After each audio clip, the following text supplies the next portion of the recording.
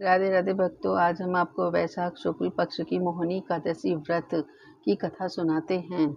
भगवान कृष्ण ने के मुखारविंद से इतनी कथा सुनकर पांडुनंदन महाराज युधिष्ठिर ने उनसे कहा, भगवान आपकी अमृतमयी वाणी में इस कथा को सुना, परंतु हृदय में जिज्ञासा नष्ट होने के बजाय और भी प्रबल हो गई।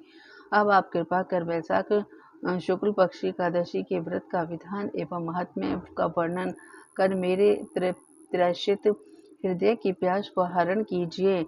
पांडुनंदन के ऐसे वचन सुन भगवान श्री कृष्ण मुस्कुराते हुए बोले, राजन, अब मैं आपको वह कथा सुनाता हूँ जो महर्षि वशिष्ठ ने मर्यादा पुरुषोत्तम भगवान श्री राम को सुनाई थी। एक समय की बात है, भगवान राम श्री रामचंद्र जी ने अपने गुरु वशिष्ठ के भवन में जा उन्हें प्रणाम किया और हाथ जोड़कर कहा, हे भगवान, आप कृपा कर मुझे ऐसा कोई व्रत बताइए जिसके करने से मैं अत्यंत पुण्य फल प्राप्त हो और अनायास ही धर्म का अर्थ और काम मोक्ष की प्राप्ति हो जाए।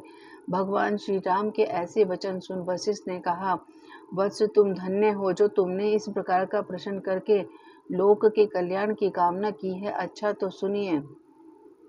वैशाख शुक्ल पक्ष एकादशी का नाम मोहिनी है। इस मोहिनी एकादशी का व्रत जगत में समस्त मोहजाल और पाप कर्मों से मुक्ति करा देता है। मैं आपको इस विषय का एक अत्यंत प्राचीन इतिहास सुनाता हूँ, सावधान होकर सुनिए।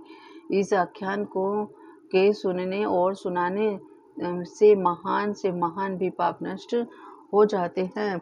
सरस्वती नदी के किनारे भद्रावती नाम की एक नगरी थी। वहाँ का राजा सोम वंशोत्पन्न अत्यंत धर्मात्मा, दयालु, सत्यवादी एवं न्यायी था। उसका वैश्य कुलोत्पन्न धनपाल नामक मंत्री अत्यंत धर्मात्मा और परम वैष्णव था। उसने अनेकों बगीचे लगवाए थे, अनेकों कुएं तालाब खुदवाए थे और अनेकों अन्य क्षेत्र कायम किए। उसके 5 बेटे थे, सुमनोहर, श्रुतिमान, मेधावी, कीर्ति, सुकीर्ति और दृष्ट बुद्धि। इनमें दृष्ट बुद्धि महापापी, दुराचारी और दुष्ट, जुआड़ी, चोर, वैश्य और परस्त्रीगामी, भक्ष्य भरण करने वाला था। वह उदंडी और आताई था। उसके इस प्रकार के दुष्ट कर्मों से खींचकर धनपाल ने उसे बहुत समझाया, धमकाया एवं दंडित किया, मगर उसने अपनी आदतों को नहीं छोड़ा। जब राजा से कहकर उसे देश निकालने का दंड दिया गया, दृष्ट बुद्धि ने कुछ दिनों तक तो अपने संचित धन और जेवर को बेच खोज कर खाया, मगर जब वह सब समाप्त हो गया तब उन वैश्यों ने भी उसे धक्के देकर अपने घर से निकाल दिया। तब वह दुष्ट चोरी और बटमारी करके गुजर बसर करने लगा। पहले तो वह पक्का घुटा हुआ बदमाश बन ही चुका था। इसी से वह राज कर्मचारियों की पकड़ में आता ही नहीं था, और मगर अब कभी आ भी जाता है तो कर्मचारी उसके बाप के मुलाहिजे से उसे छोड़ दिया करते थे। इस प्रकार जीवन बिताते हुए बहुत दिन बीत गए। तब एक दिन वह पकड़ा गया और राजा ने उसे अपने राज्य से एकदम बाहर कर दिया और वह वन में जा वन के पशुओं को मार कर अपना गुजर बसर करने लगा। संयोगवश वह एक दिन कौटिल्य मुनि के आश्रम में जा पहुंचा। बैसाख का महीना था, प्रातःकाल का समय था। महर्षि स्नान कर बैठे थे। संयोगवश मुनि के वस्त्र का एक कोना उसके शरीर से छू गया। उसी के प्रभाव से उसके समस्त पाप कुछ ही पल में नष्ट हो गए। उसके हृदय में ज्ञान का संचार हुआ और वह महर्षि के पास जा उन्हें प्रणाम कर उसने कहा, प्रभु, मैं अधर्म महापापी हूँ, अपने किए कर्मों का फल भोग रहा हूँ। प्रभु, मुझे कोई ऐसी युक्ति बताइए कि मैं बिना धन के पाप से मुक्त हो जाऊं। दुष्ट बुद्धि के ऐसे वचन सुन मुनि के हृदय में दया उत्पन्न हुई और उसने कहा, वत्स, सावधान होकर मेरी बात सुनो। कल वैशाख मास का शुक्ल पक्ष की मोहिनी नाम की एकादशी है।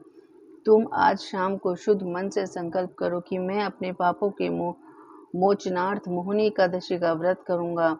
इस प्रकार संकल्प कर एकादशी को प्रातःकाल शौच इत्यादि से निवृत्त हो स्नान कर भगवान का पूजन एवं ध्यान करो और दिन भर और रात भर भोजन पान त्याग कर केवल भगवत भजन करो। द्वादशी को व्रत का पारण किसी ब्राह्मण को कुछ दे दो,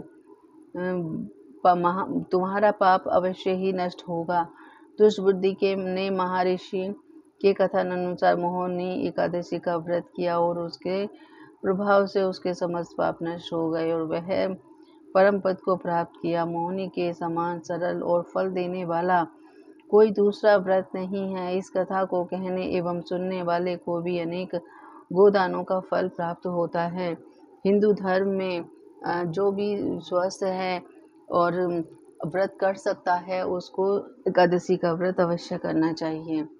जो व्रत नहीं कर सकते उनको व्रत के दिन कुछ नियमों का पालन करना चाहिए और द्वादशी के दिन दान पुण्य करना चाहिए। राधे राधे।